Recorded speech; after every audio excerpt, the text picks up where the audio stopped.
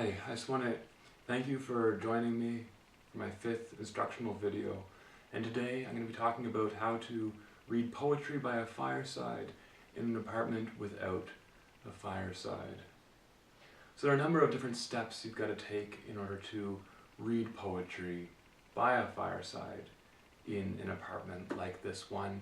The first step would be to have some poetry available. Second step, you've got to have your tea here close at hand, preferably in a seasonal mug. And then what you want to do is you want to turn on the television, and as you can see here, I've connected it to my computer, and now I'm displaying a fireplace that you can simply click play on. Now, sometimes you can have fireplaces that are only 2 hours long. This one's 8 hours long. Some are even 10 hours long. But just, you've got to get the fireplace that suits your computer best and press play. That's all there is to it. You can even turn up the volume. Sometimes you can turn it up on your television or your computer like this, and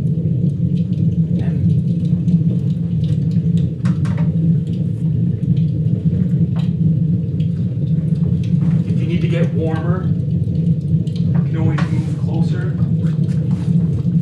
to the television. There's a bit of warm air coming out of here,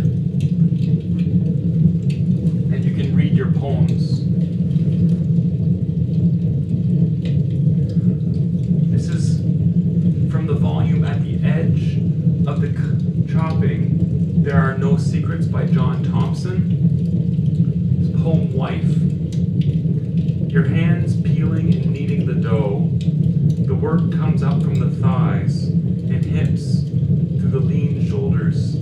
Sweet drive of arms striking down through the tough roots of the fingers. In the dark of the oven, a moon gleams and fattens on our winter bread. Your shadow, huge on the wall. And if you're still feeling a bit cold, you can always move your chair between your computer and your television screen. Like this.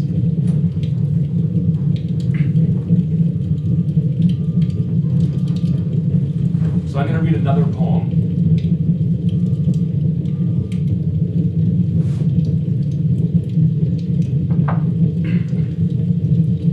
This time it's going to be from Anne Simpson's volume Loop.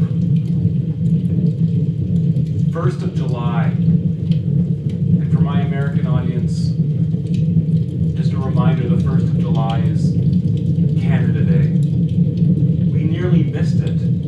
The heron lifting slowly with Churchillian effect into the air. The cordgrass strings, bare feet.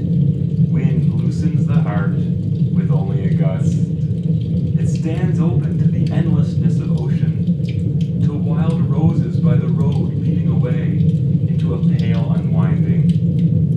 All this time the dog's been racing up and down the beach covered in sand.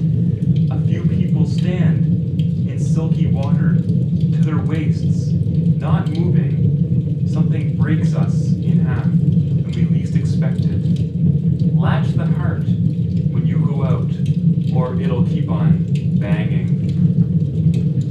So there's just 2 more tricks I want to show you. 1, you can put the fireplace on your computer. This way, not only will you feel the warmth of the computer and the television, but you can even feel it as well. I'm going to read another poem, okay? This time from John Thompson's volume, At the Edge of the Chopping, There Are No Secrets. John Thompson, by the way, was quite a famous poet. Barn. Lightning struck her, but she didn't burn. She fed 5 generations the ground's still hers. They had to tear her down, shingle by shingle. The green air. In the muck, I'll grow crazy squash. Cucumbers dance on my new horizon, watched by her starry animals. Now the final trick, excuse me, I'm getting a bit of a seasonal cold. You can turn down the volume on your fireplace, and you can plug in your tape player like this. Actually, you can exchange the two.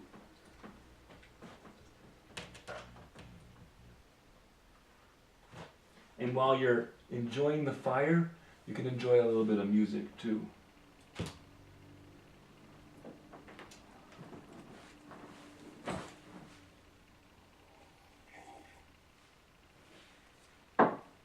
This time, I'm going to read from Anne Simpson's volume, Loop. It says on the back, her poems powerfully evoke the beauty and terror of being alive. Another quotation on the back, Simpson's lines ring lean and mature, and like the late Bronwyn Wallace, are full of people you know and people you don't, but want to. Now I'm not hearing much from the tape player. Just want to make sure everything's going okay here.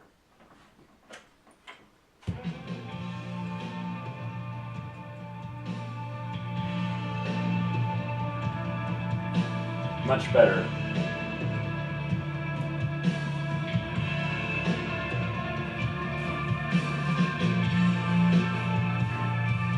I'm going to read a poem from the volume, John Thompson. At the edge of the chopping, there are no secrets. He was born in England in 1938. He lived in England and the United States. Since 1966, he has lived in New Point, or Wood Point, New Brunswick. I'm going to read a short one, just called Picasso, Le Jeune Fille sur le Bout.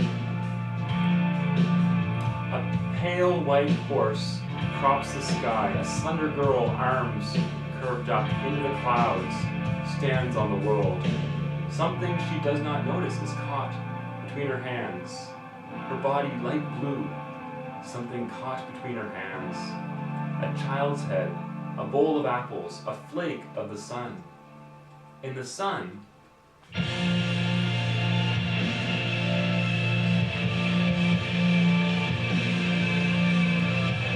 of the sun, and the sun, through my window, entangles in the charred antlers of 5 deer, crossing a river under the earth. The human will not hide its face behind the mist.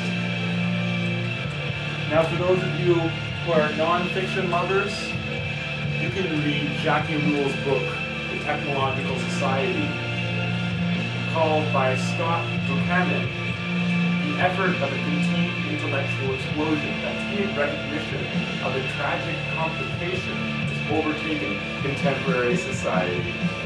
Okay? Thanks for joining me this time, and I hope you have a nice winter, and enjoy the snow, like the snow that just fell today.